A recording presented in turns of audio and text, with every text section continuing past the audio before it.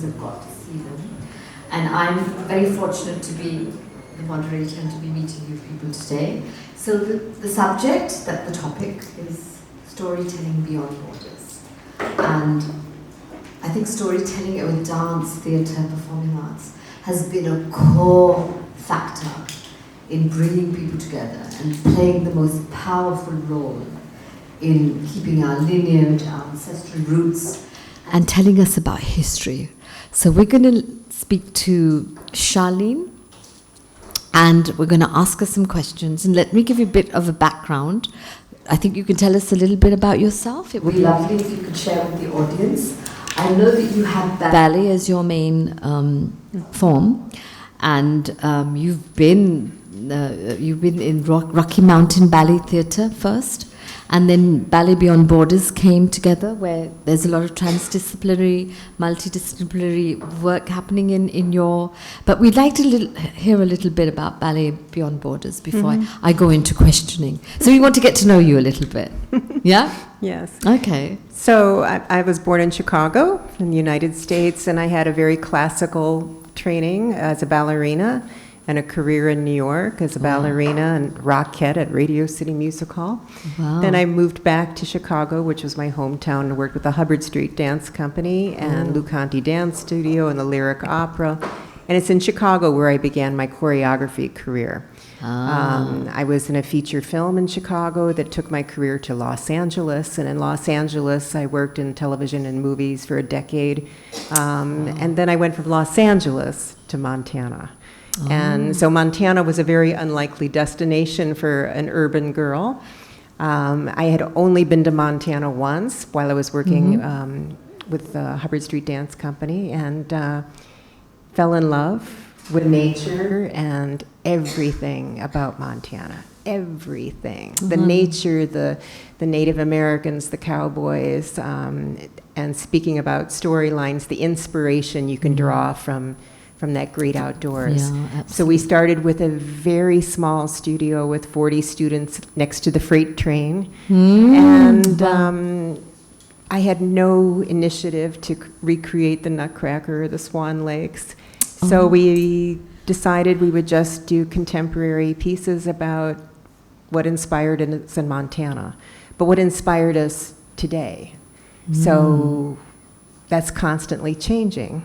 Montana also has a level 4 lab in Hamilton where they work on Ebola and very interesting things. So there were stories to be told outside of the bears and the rivers and things like that. Global stories. Global stories. And we started to travel internationally in 2002, which is a long time ago now, and mostly to Europe. And when the Beijing Olympics was going to be in China, I thought, I wonder if we should try and go somewhere like China.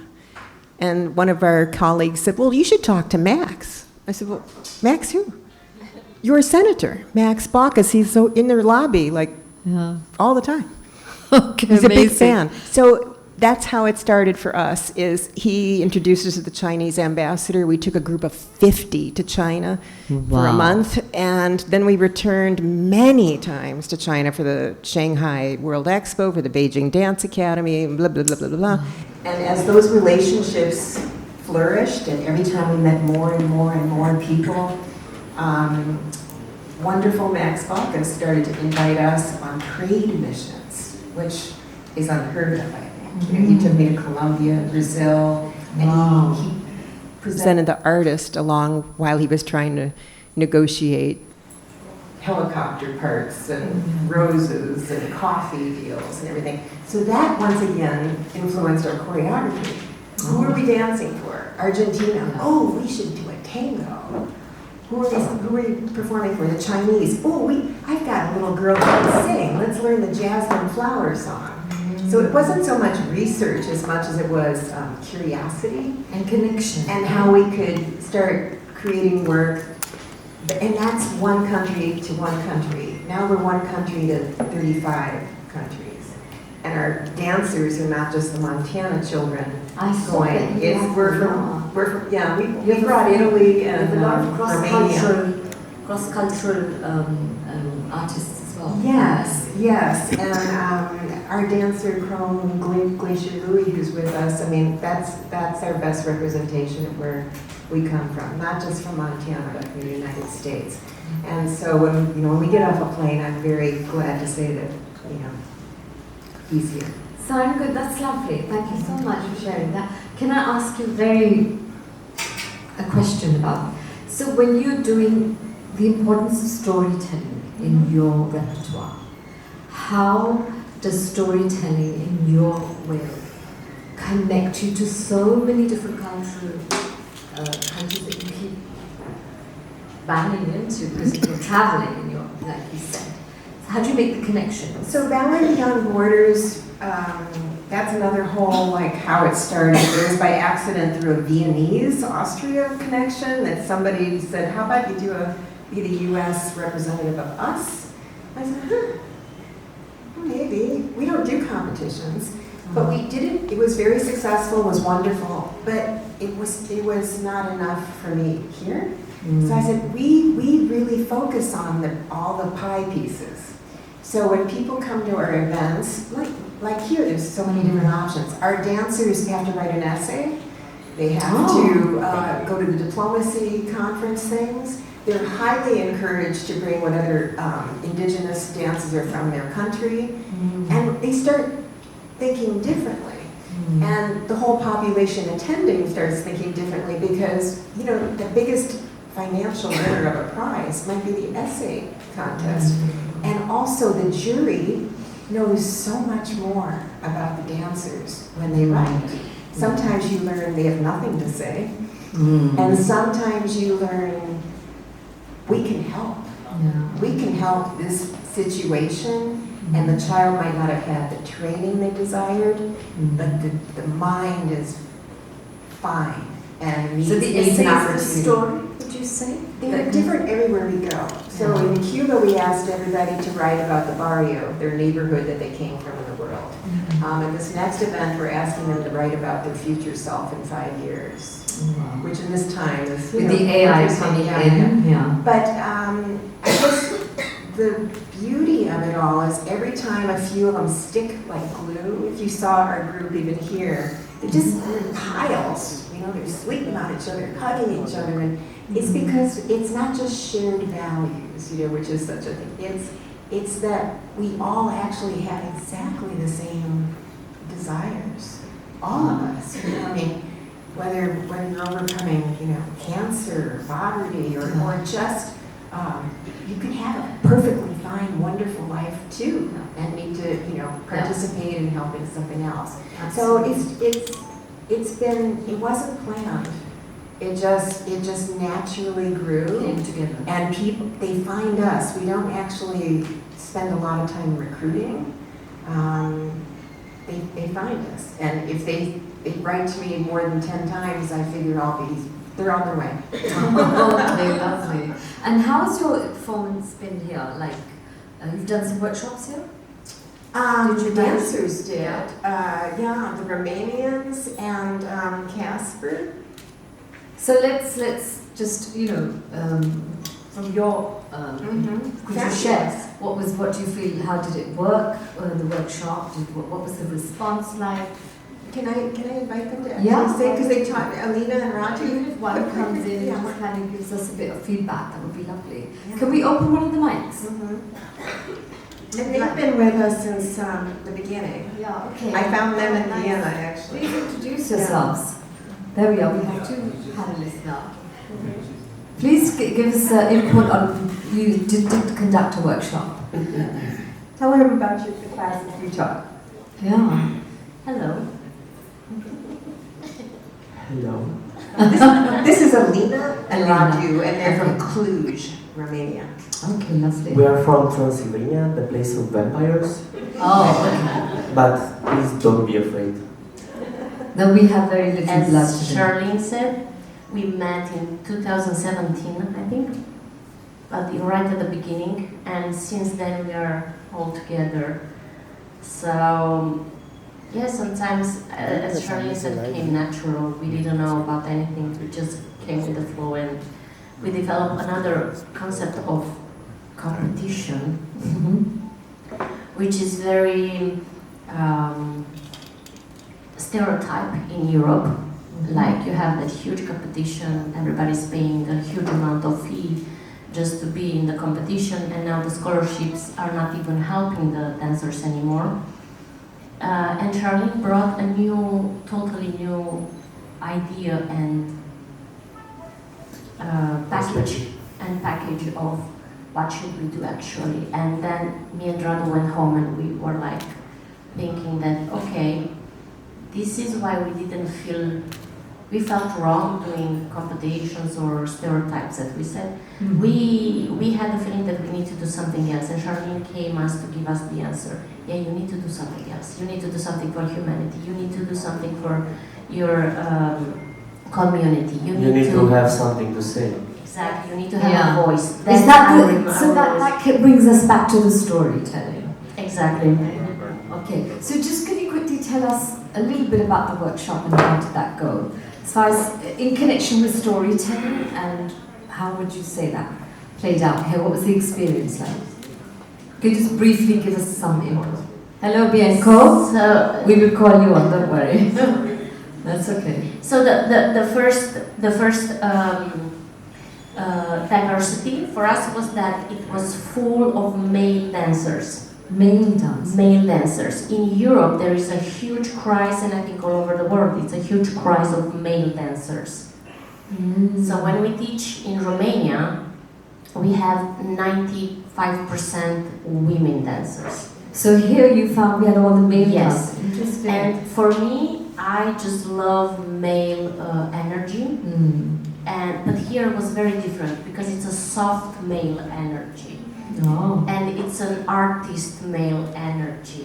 And Wow. everybody was so hungry, and the desire of just being there in the workshop and embrace the knowledge and everything that the teachers is giving to you. I felt that back. Lovely. Everybody was behind me, and I just, in 5 minutes, I changed my energy because of them. Wow. I love that Alina was doing a movement, and connected to the movement was making a sound like shoo, hoo, ha. Yeah. And in the background we had an a cappella core. Everybody was copying also the movement, also the sound. Lovely. It was amazing. How wonderful. That Thank you. much they were involved, like more than 100%. It felt amazing. And we are doing a lot of workshops all over the world, Yeah. and I never felt that energy nowhere. Well, Pakistan should be proud. Yeah, I feel so proud about that. Thank you so much. Thank you for sharing that. It was Thank you. lovely. I'm just going to move on. Yeah, and thank you. That's very. So, Jonah. Jonah? Wendy? Wendy. Okay, sorry. I'm going to come to Bianco afterwards. So, Jonah, tell us a little bit about yourself. Wendy. Sorry. One second. Wendy, yeah. Could you tell us a little bit about yourself and how your experience has been here? I feel like I've just arrived, so my experience here has been short so far. Mm-hmm. How many days have you just like, what, 2 days or what? We got here on Sunday. Oh, okay. Yeah. So about myself, I grew up studying. We were just having this whole discussion about classical Indian dance. So I grew up studying Bharatanatyam. And then as a teenager, I started training in capoeira, which is a Brazilian martial art. And then in college, I trained and danced in a butoh company, which is a kind of contemporary performance form. It's a very broad performance form in Japan. So I would say that those three art forms form the foundation of my ideas about what storytelling and what performance are and what they're for. And of course, for anyone who's familiar with any of the classical Indian dance forms, storytelling is The main focus. the main focus. You also you did some Odissi. I also studied Odissi, yes, Yeah. but not as well. Yeah. Okay. I studied Odissi when I was younger, and then You went on to Bharatanatyam. I started with Bharatanatyam. I did a bit of Odissi, and then after college, I went and studied in Chennai with the Dhananjayans, and so I'm now their student, and have been for 30 years. And you also do contemporary dance. Yeah, so I don't know what contemporary dance is. Contemporary dance is sort of whatever is happening at the moment. Yeah, yeah. I think the ideas about what contemporary dance is in the US and in Europe are both very different from each other. And I would say that my work is outside of both of those. It's much more in the world of contemporary dance outside of the US or Europe. So I've worked a lot in India, I've worked a lot in Japan, and in West Africa, actually West, North, East and South Africa, and in Brazil. So those are that kind of contemporary world that's very much not coming from a European. I understand what you're saying, because it's not, because the USA and Europe can be very stylized. There's a certain following Martha Graham of following a certain technique. But I think contemporary dance today can also go out of the boundaries of that kind of technique as well. And it can draw on influences that are outside of the European. I have a very strong question to ask you. Okay. Is because you had that experience of contemporary and you had the experience of the East and the West, how do the stories come out differently, or is it the same? I mean, what's differently from, in the sense of styles, right? And historical legacy. How do the stories come out differently? First of all, I don't believe in East and West. Okay, great. Not only I don't believe, but they don't exist. Those are constructions of empire. But I think having a lot of different stories to draw on, and stories that, growing up surrounded by stories that are very different from each other, but at the same time are the same. I grew up in an immigrant city, so I didn't know anybody that was a native English speaker. My father is not a native English speaker. My children are not native English speakers. They are native, but not first language. And being exposed to all of the sounds and the ideas of lots of different places allows you to work with story in a very different way. You can have a lot more layers of meaning. You can have a lot more influences and also see the connections between those.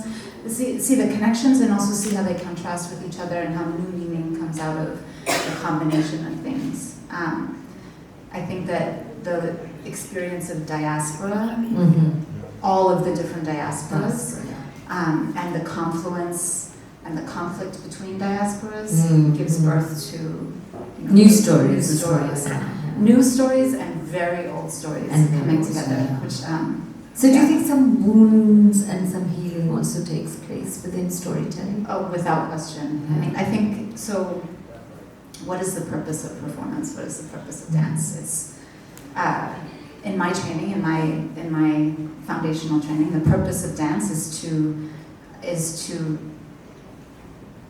evoke a particular experience for the audience, and to train us to have empathy for each other, to train us to understand each other, and that can only be healing.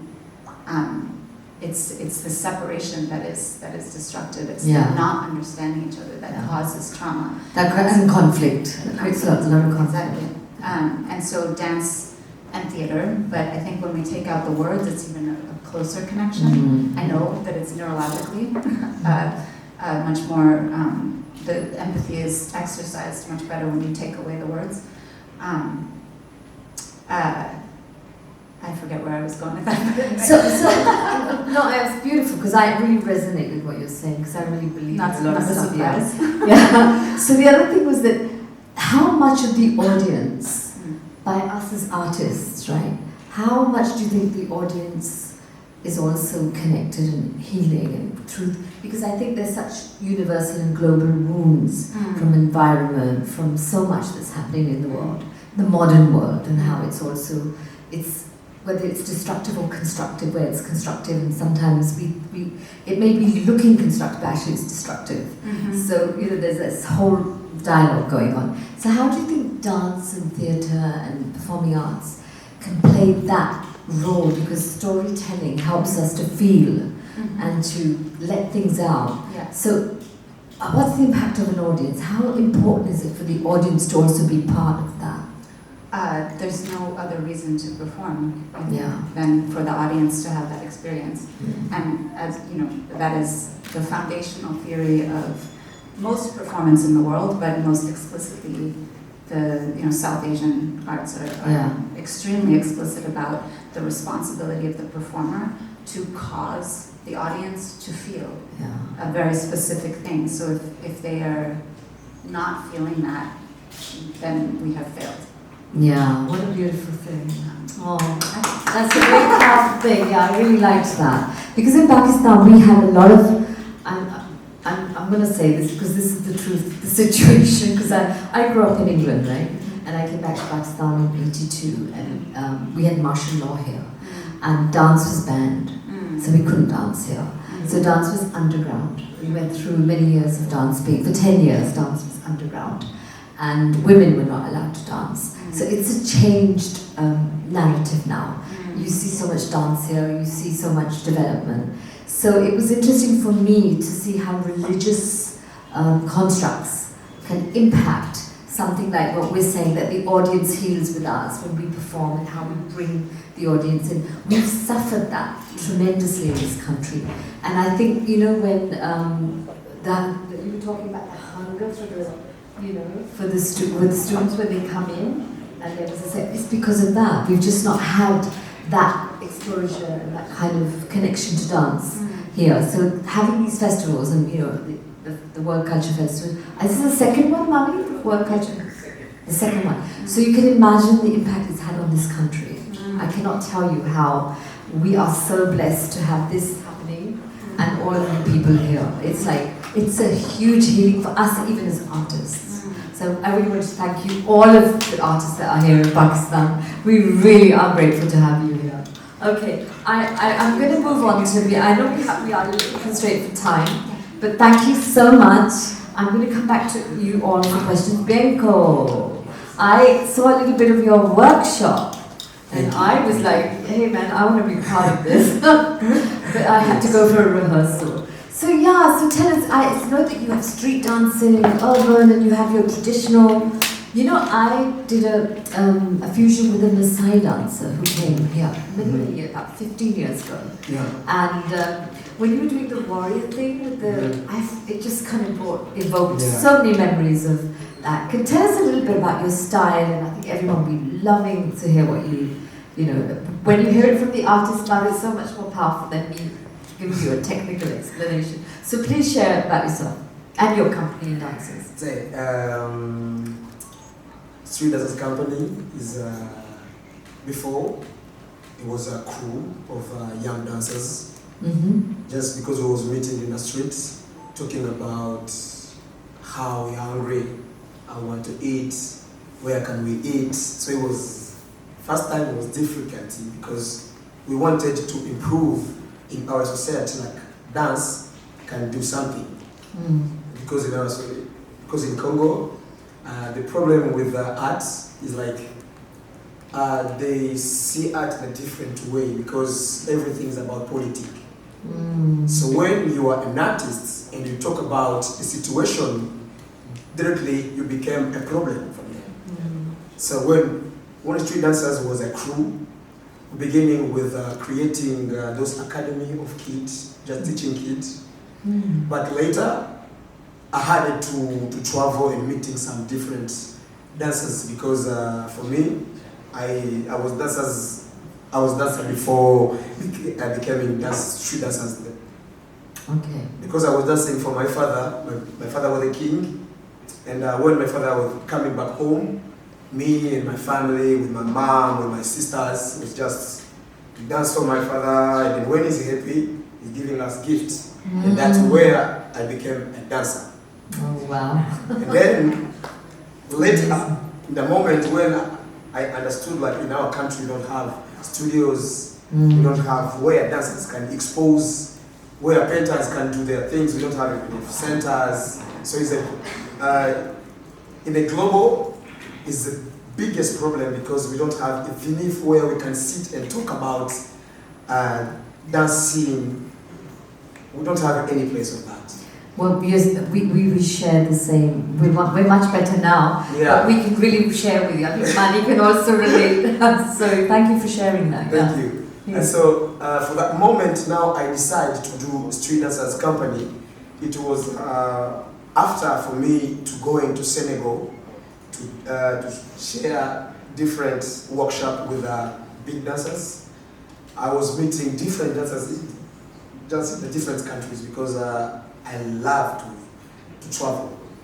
For me, when I travel, I feel like I will meet something what I will not just pass like this because I like to catch opportunities. Yeah. So when I see someone, I want to jump to him like, hey, let us jump together because I know after that meeting we need again to meet. If you want to create something after here, we will be meeting. If you want to change something after here, we'll be meeting. So every moment when we have any opportunities, for us it's like this door, we have to open this door. And that became Street Dancers Company because I wanted to change the concept of how the community is seeing artists. Because you imagine in Congo we have 550 tribes. Oh wow, 550 tribes. Yes. So what I wanted to bring is that different of languages we have. Because we are 6, and then everyone come in at his small party of Congo. So when I wanted to check the concept, it was about to bring them the different young generation, because for us it was dancing for so long time, and then I wanted just to change for Street Dancers crew to bring it a Street Dancers Company, where we can have different projects, different people we can meet and bring some concepts out of what we have, because we was there dancing in the street, was there keeping involved with just that young generation. But later we wanted to communicate with people. Later we wanted to show the positivity of Congo, because some of the media, we're still talking about, when we talk about Pakistan, we was like, we are going to Pakistan. Wow! Are we gonna be there for real? For us, it was hard to just saying we are coming to Pakistan. Yeah. It was very hard because of my dancers. It was like, hey, you have to prove to us if we will be, because now 2 years, he was fighting to come here. Last year, I met a great artist from Pakistan. His name is Aman. That guy he pushed me again to love what I'm doing. Yes, because when I saw his concert, he was like, this guy come from Pakistan. And when we see Pakistan to the media, it's kind of Congo, like Congo in Asia. Yeah, you understand? Yeah, So yeah. when I saw Arman, when I saw different artists from Pakistan, I was like, wow.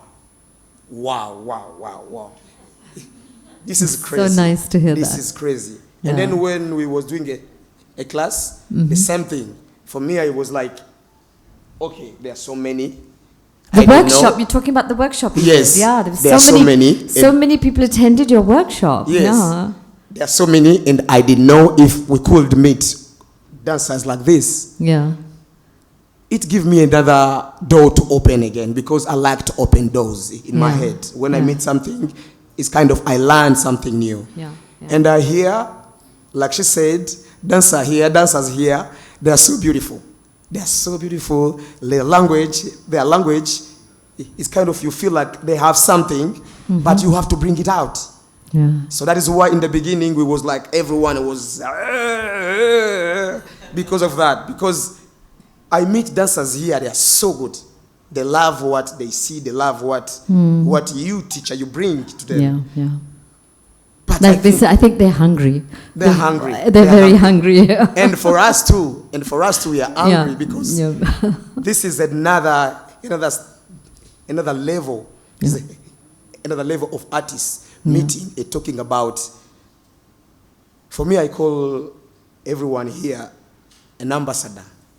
Why? Because after here, we have to talk about what is going on here. And for me, it's important when they will be asking me, you come from Pakistan? I will say, yes, I come from Pakistan. Now imagine how was Pakistan. Because I love branding myself. I love talk about myself. And talk about myself, talk about my work, what I bring in the table. Because it's like our identity.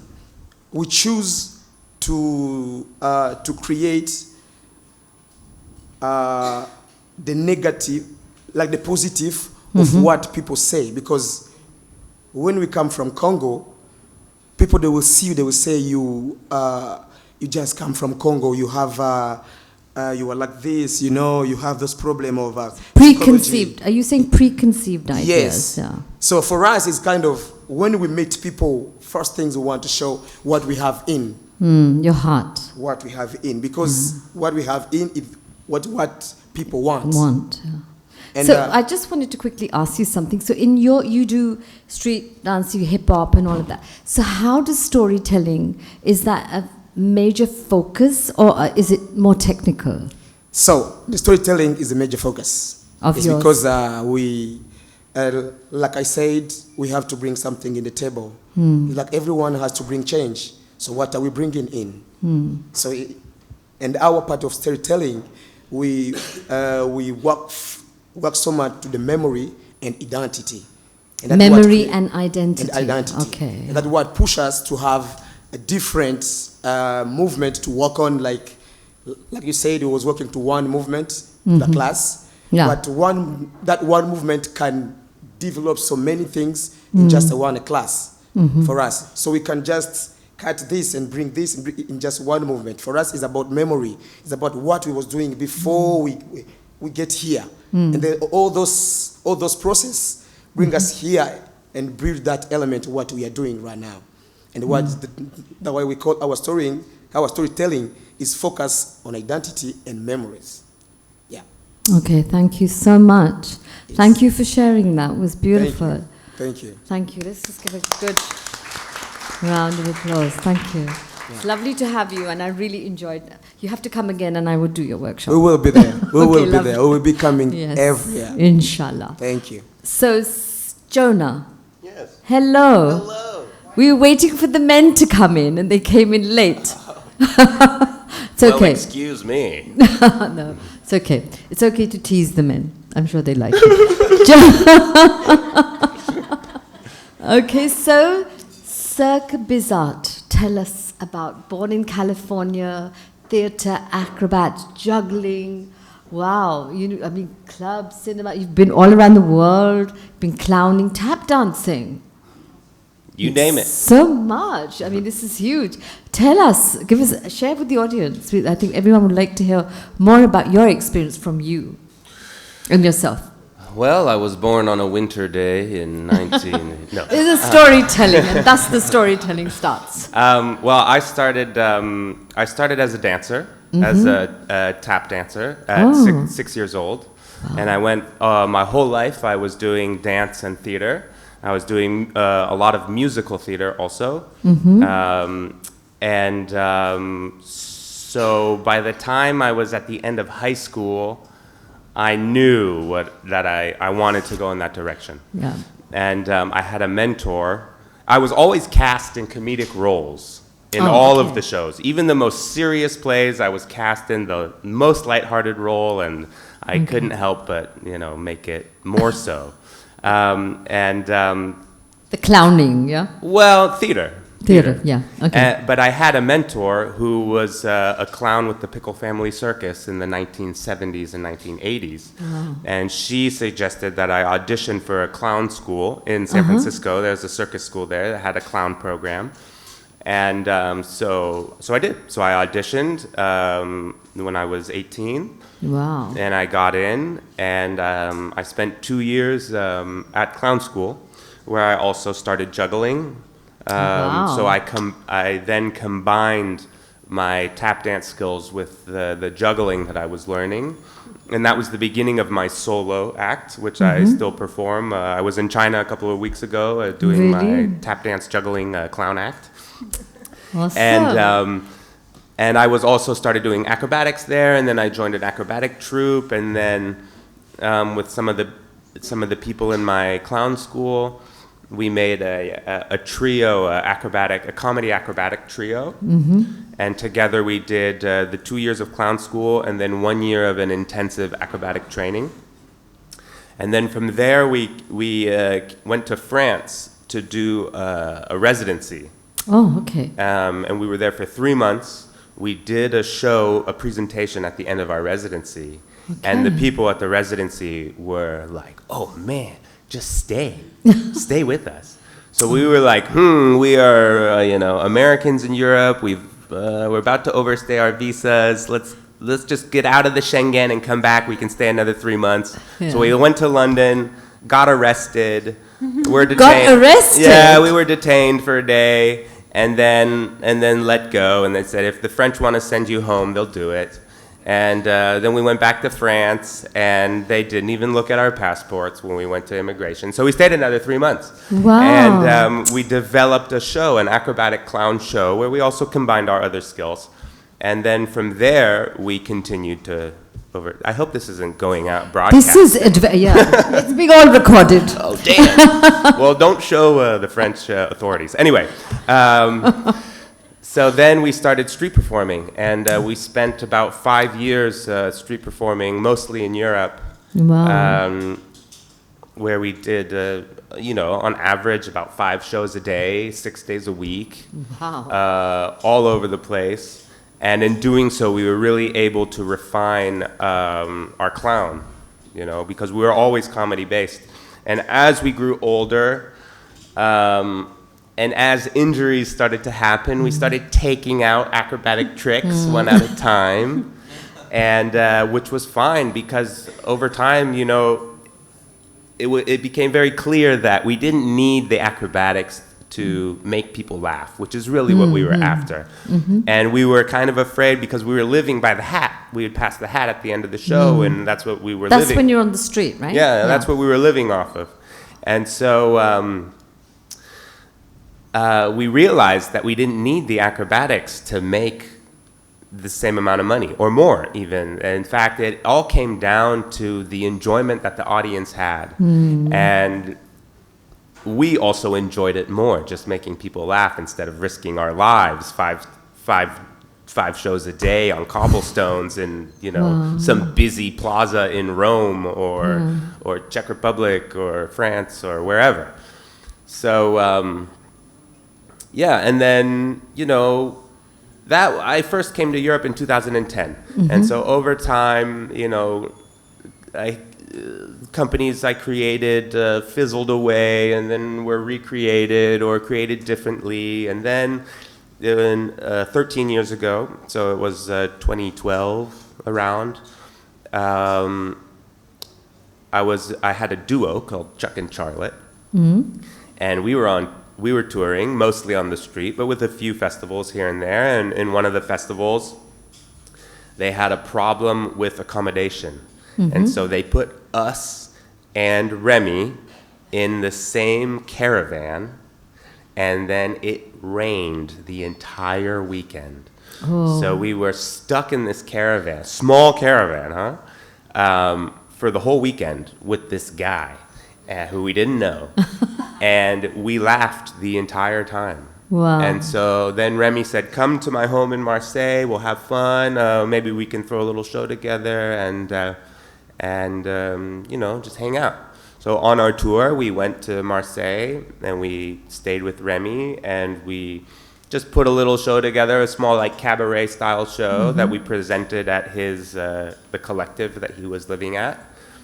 And it worked really well. Wow. And it was so fun. And then we didn't see him for a year. And he was going to Aurillac, the festival Aurillac, which hopefully we're gonna bring these guys with us next year. Great. It's in the works. It's in the works. I'm sure it'll happen. So he was part of this collective, and there was a cancellation at the collective. And so he called us and said, "There's a space. We need a show. Why don't you come do it?" And so we said, "Okay, why not? We're free." So we went to do the show in this collective. And it was, the show was never supposed to last. It was just a little fun thing that we did on tour. And funnily enough, Aurillac is a producers festival. Oh, interesting. And we didn't do any publicity or anything. Imagine there's 1,000 companies with 1,000 shows, and they're all hustling to sell their show. We were totally unprepared. We were totally unknown. We didn't, we did the show one time, and we went to this collective. We did one show a day, and it exploded. And then we couldn't let it go, and that was 13 years ago.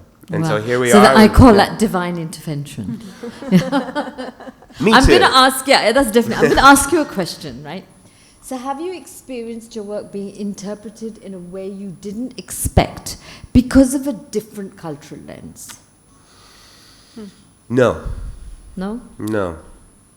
And in fact, I think that's because as clowns, we are always adapting to the audience. Okay. And although we may be surprised by what people react in one country compared to another, in the end, the overall concept that people receive, I think, is generally the same. And we've performed all over. I mean, China, Russia, Australia, Argentina, all over Europe, North Africa, West Africa. Wow. And, I think that everybody, as far as the interpretation of our work goes, it's pretty much the same because we adapt. Great. And the idea of storytelling, how much is that a part of your repertoire? It's 99% of our repertoire. That's how we work. As I said, I came from theater. And the show that we will perform tonight was actually originally based on a classic French play. And obviously, it very quickly changed because now it's a show, it's very far from this play. There's no words. There's a couple of words, okay, but there's basically no words. But it was originally based on this. The characters are based on this. The relationships started based on this. And you will see that although it's a clown show, a circus show, it's really a physical theater show. Ah, okay. And that first show that I was just talking about, that started as a cabaret because me and my partner, we had one show, Remy had his show, we had our skills, and we just put the things together to do our acts, and that was it. And then we started getting work with it. So then we started to refine it, and with time, the characters became clearer, the relationships became clearer, and a story emerged. And hopefully one day you'll be able to see the show, and you will also see that although it is based on the classic cabaret, it is not a classic cabaret. And in fact, it's a story about these characters. Wow. Will we get to see it here? I don't know. I don't think it's not as accessible or politically neutral. Or, well, we have to call you back then, no? Yeah, well, we'll come back. We'd love to come back. We have to get you back then to see it. Huh? Yeah, okay. Fine with me. So thank you very much for sharing your story and your whole journey. I'm sure a lot of our artists and a lot of the people here have learned a lot. So even the fact that we're telling our stories of our life and our journeys, I'm looking into the future now. So with AI coming in and digital platforms and so much, I'm going to put a question to each of you. So how do you see virtual performance spaces taking over, and does that create genuine human connection? Do you think it's going to impact us as artists who are alive there, where we have human contact because of the idea of social platforms and digital platforms and AI coming into play? With AI, you can even create a song now. You don't have to have a singer. There are voices there. So one by one, just here. Yeah, for my organization, I don't think it's a threat. And I think, great. The future generations will certainly learn how to use it. But no, I'm not worried about it at all. They're still interacting one-on-one. Lovely. That's a lovely way to look at it. Wendy? I feel the same. I don't think that with every new technology of storytelling or of recording, there's this flurry of fear. I mean, when books began to be written, when the printing press was written, was made, when radio started, when television started, everyone was, this is going to, everyone's minds will, no one will remember anything anymore. There will not be any connection anymore. And then it just sort of becomes part of the repertory of humanity. And we have never, in the entire history of humanity, not had live performance, whether it was in the form of, on stage or in a circle in a village. We've never not had that, and I don't think that humans will ever not need that. There was a beautiful, another time when everyone was very worried about this was at the beginning of the COVID pandemic. Pandemic, yeah. And there was a beautiful video made by the director of a theater that its name is now escaping me. Anyway, it's somewhere in the Midwest. Of the U.S. I'm so embarrassed to not remember the name because it was so powerful. But he talked about exactly that right now there's change happening. Right now we're taking a pause, but we will be back. We always come back, and we have been in this place before. Yeah. So I think people will find new ways of doing amazing things, and artists already use AI to make very, very different things. So it's not actually AI that's making it. It's the human being. It's the human being. Exactly. And people are also afraid about that AI will become fascist, and AI is made of us. AI is not actually intelligent. Yeah. AI doesn't have intelligence. We make it. Yeah. And so we can make it the same way that we made books. AI, we can train AI to we think. do try. It doesn't learn by itself. It learns from us. Happening through human beings, absolutely. Yeah. Yeah. So Jonah? Well, I'm not worried about it at all, personally. I think that performance, first of all, I think there will be, or there already is, a niche for AI performance, AI content, let's say. Yeah.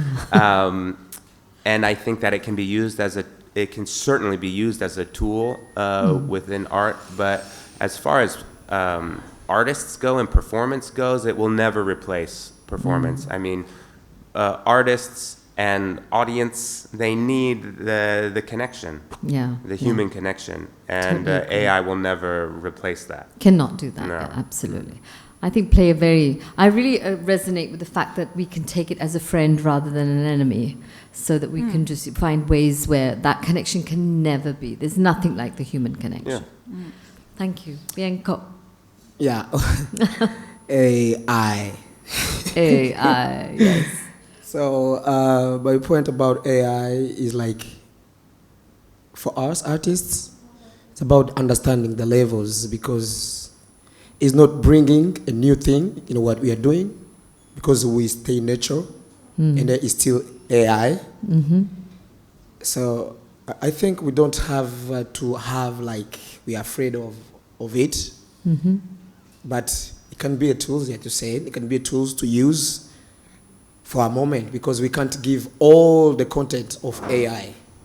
That is very difficult, but it's just about understanding the levels where we are going and what we want to achieve in storytelling, because what our audience needs, they say, is emotional, and what we bring. Yeah. So Thank you. AI is AI. It's AI. Yeah. Thank you. That really closes our session. I'd like to thank Bianco, Thank you. Jonah, Wendy, Charlene.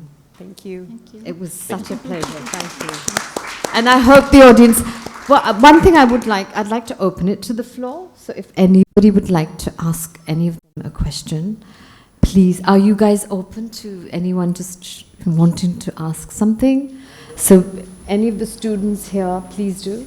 Charlene, we come from US, right? I'm here. Yeah. Come from US, where the dance is more generally more accepted and celebrated, right? But still curious, like, did you face any challenges or any biases, like, as a dancer? If yes, anything like, how you deal with it? Here, you mean here? Yes, no, in US. In the US. Where the dance is like generally accepted and celebrated, but still. Did you have any obstacles? Did you No. face any? Yeah. No? No. That's great. Well, because we faced a lot here, so I think. And then Bendy, as you said, like you're a Bharatanatyam, you learned, Yeah. you started your Bharatanatyam dance, and then you gone to martial art. I added quick Added. So what do Yeah. you think? But I, as a Bharatanatyam dancer, but I feel like martial art related to Bharatanatyam also, like if you stylize the martial art on a tabla, then it become a Bharatanatyam dance. Like, what do you think? Like, is it more style is like same? I think, well, the martial art that I train in is capoeira, which is already something that it's a martial art that's hidden in something that looks like dance. And to me, what's important in any of the dance forms is the relationship between the dancers, the relationship between the dancers, and if there's an audience, then the audience. With the musicians, the relationships are really important. And in capoeira, there's a very different relationship than there is in Bharatanatyam, and there's a very different relationship than there is in Bhutto. And so those, I think, just give more material. I do want to just, my experience in the US has probably been pretty different. I think there are certain dance forms that are accepted and funded and supported, and most dance is not. In terms of getting there's everything is relative, but I would not say that dance in general is I don't know if accepted. I mean, sure, go ahead and dance, but it's certainly not supported in the way that other art forms are, and in the way that other careers are. Same here, like I'm sure. everywhere Yes, the challenges is the same. We have a lot of challenges in the whole like world, that. right? Yeah. As we met the dancer from Paris, Jean-Marc Martos, he came here like 26 years ago. We had a chance to perform with him, and he did this. He was saying the same thing. He got the same problem as a male dancer. His family was not accepting him, and why he's dancing. So we did also. Yes. As a male dancer also, for the girls is fine, not, but for the male also they're not accept like as a dancer. And that's how you know how a society feels about it. If it's fine for the girls, but it's not okay for the guys, then society is not accepting it. Anyone else another question? Anyone else? Sorry. She had a question. Can inko de dijiyega? Please give us your name. We'd love to know who. We know that's Mani. He's the head of the dance department here in the Arts Council. Assalamu alaikum. My name is Maria. First of all, I actually want to thank you all for coming here because, and as a person who wants to be in theatre or who's done a bit of theatre, but as she was saying, all the participants were so hungry. And so people like you coming in here, inspiring us, giving us hope is such a great thing for us. I just want to ask you a question as a lay, middle-aged woman, that if somebody wants to get into dancing, and as you have experienced Pakistan and their audience, what suggestions would you suggest if they just want to start off? Anyone, it's open to any of you would like to answer. Thank you. I think that so long as you feel, I don't know what you want to do, if you want to be a professional dancer, or if just to be able to dance, that's also a journey in itself. I think, I would say that so long as you feel joy doing, moving, then that's as much as you should expect. That's what it all comes down to. Because all the restrictions and inhibitions and stoppage actually constrains you and freezes you, and you become, even if you choose to be a dancer or just want to dance just like that, you just have to be super good in it. Otherwise, you're done with it. If I may, I think that part of it is putting yourself in the environment where you can dance. So to be around other dancers, in our closed door rooms, basically. Yeah. Maybe. But so long as you at least start there, Start. then you will find that joy, and you can ride that joy. Yeah. I'd be Right, happy yeah. to talk to you about it when we have a little more time. But I mean, in the United States and across Europe, the adult dance programs, not just ballet, contemporary, everything, are huge. It's every school has adult programs, and now they even have adult ballet performances in Chicago. Absolutely, yeah. There's amazing. more and more opportunities for adults that didn't have the chance to dance when they were young or didn't have the confidence or whatever it is. But I think it's a good time in Yeah. history for adults to engage with dance. And you think after coming to Pakistan, for Pakistan is also the same? Why not? Okay. I think it's a mindset Yes. because I teach here and I've faced a lot of obstacles. My house was broken down, my windows, my servants were beaten up. I was nearly arrested. I went through a lot, but I didn't leave the country and I didn't leave dance. So I think if you love something so much and you have such conviction, there will be obstacles. And because I was a performer and I was obviously in the main foreground of dance, and so I understand, because I've been through the extreme levels, and other Shimaji has, and even my guru has gone through many things. But I think when you have such a love, like you said, there's got to be a point of starting. That spark. That Yeah, starts that off. spark and wanting to do it. So I think it's not about becoming that perfect dancer. It's about the joy that he spoke about. Yeah. So if you can just get into that joy, that will take you on the journey. Well, thank you again, all of you coming here, because I don't think so people even realize how much you people inspire us. Yeah. And we say it can be done. That's so true. Yeah, thank The you. feedback has been amazing. Thank you. Can I offer just an invitation? So we're performing on Friday, but on Saturday night there's going to be a dance party. You gotta and go. And I would invite you to come and dance with me Yeah. and with us. Lovely. I am personally, I have a lot of self-consciousness about dancing in parties, and I'm working on it, and we can work on it together. Whoa, there you are. And I can tell you that the other dancers in the other birds in Conference of the Birds are extremely welcoming, and you will not feel like you have to dance in any particular way. You can just find this joy. Lovely. So Saturday night. There you are. We'll meet you You on got the a road. date now. Are there any more questions? You want to ask a question? Hello, everybody. First of all, I would like to offer you help as well. We have an event called Dance Meetup where you can come and perform whenever you want. And Arts Council also provide dance classes as well if you want to learn. It's open for all, so no age limit, unless you're like 2 or 1 or something. One lady came in the second dance meetup.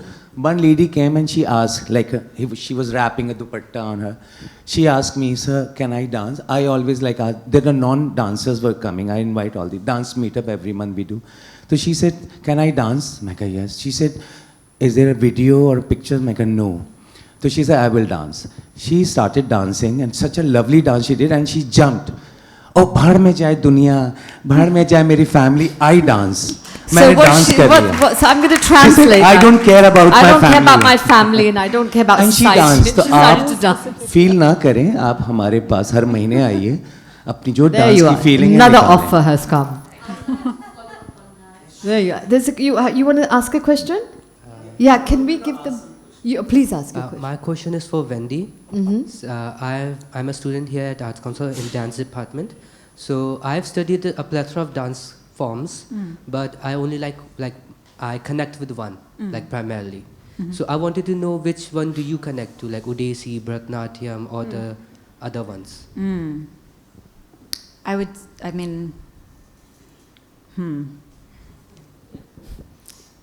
think I only do the things that I connect with. So I think I connect with all of them. I'm not a person that, my brain doesn't see categories. I don't believe in categories. And so I don't think it's I don't think it's a problem with my brain, but it is a difference between my brain and some other people's brains. So to me, there are very superficial differences between any of these dance forms, and the core is the same. And so so I think they all resonate very differently for me, and it's not a fusion. People use the word fusion, and I think we lose everything when it's a fusion. It's a internalization, and then what comes out is some kind of natural combination of those. Yeah. That said, my body, when I go back and I do my arabus, and my body is happier, because that's when my body was growing. That was the technique that I was doing. So if I have pain in my body, it goes away if I go back to the foundation. Yeah. Thank you for answering. Any more questions? Anybody wants this? Can we take the mic there, please? Hi, my name is Nilofer Shehzad, Mm-hmm. and but it's not a question, it's a comment, if I can still comment. Yes, you can. Yeah, okay. Please do. This is a sharing platform. Yeah, first, thank you very much for this opportunity. Second, thank you very much for the foreign guests who have performed here. I haven't seen any of those performances. I'm just traveling and I'm here for a while. But I just wanted to show a silver lining to our foreign friends, US friends, and the other friends. I'm not sure which nationalities they are. But in our country, performing dances may not be accepted so much, but you know what, the taboos are breaking. At the traditional level, in marriages, there's a dance floor in every marriage these days, and people are performing openly with their hearts open, and they are enjoying, and families, they're dancing. They're even filming the dances, the videos they share amongst friends. So the barriers are breaking here in Pakistan. This is just to familiarize you with our culture. What was really restricted a few years back and unthinkable is happening now, and people are becoming more bold, and they are coming forward and expressing themselves in dancing. Girls, Lok Virsa and traditional music has much more acceptability compared to modern music. Dance parties may be criticized, but performances in weddings are encouraged. So yes, we are coming there, but very gradually, very, very gradually. Thank you very much. Thank you. Anyone else? Last question? I'm going to take the last question now. You want to ask one? Okay, second last. Okay. Thank you.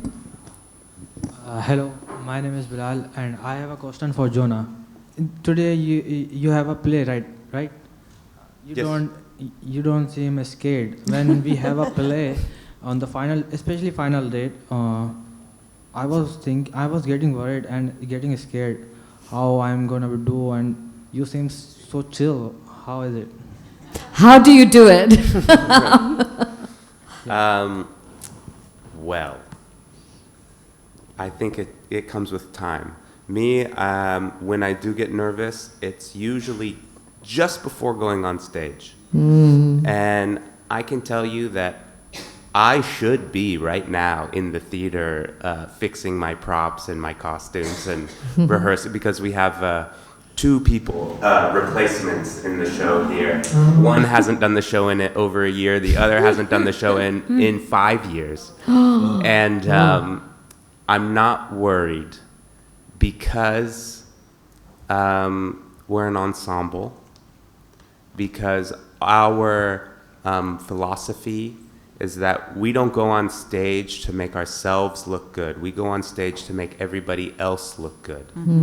And if we're doing that, then we're always supporting each other.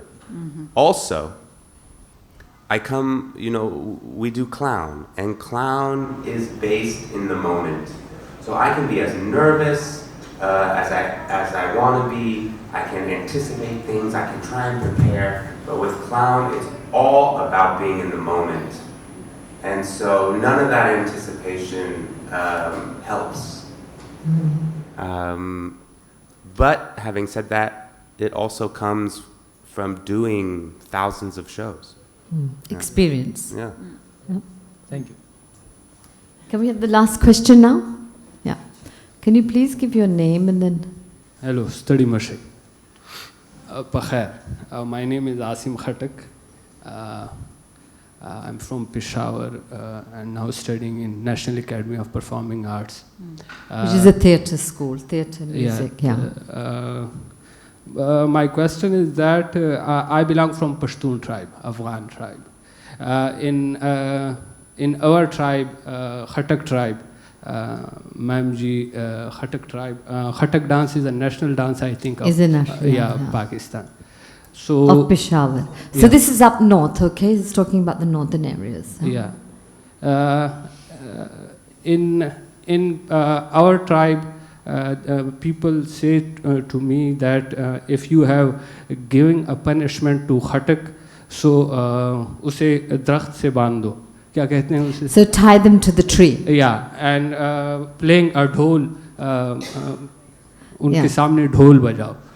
So basically, I think the restrictions of that, if you like dance and music has been an issue, and in the Pakhtun community, they are a little more stricter about dance. So if you play a drum or if you do any dance, tie them to the tree. You know, so it's like the punishments that are given. So he's talking about that. Yeah. So I'm also a folk dancer. I perform Atan, Khatak dance. So I break my barriers. I come from Karachi, from Peshawar to Karachi. So it's my aim. I explore my culture across the world. So I'm very happy to see you people. I'm very inspired for you people. So thanks to come to Pakistan, and inshallah we will meet in some part of the somewhere world. in the world. Yeah. Okay. Thank you for sharing. Yeah. So I think we're going to close it. Thank you once again. I think how does everyone enjoyed the talk and learned a lot, and I think the greatest storytelling is when we share our stories with each other. Thank you for all being here, and God bless you all. And good luck with your performances. Thank you.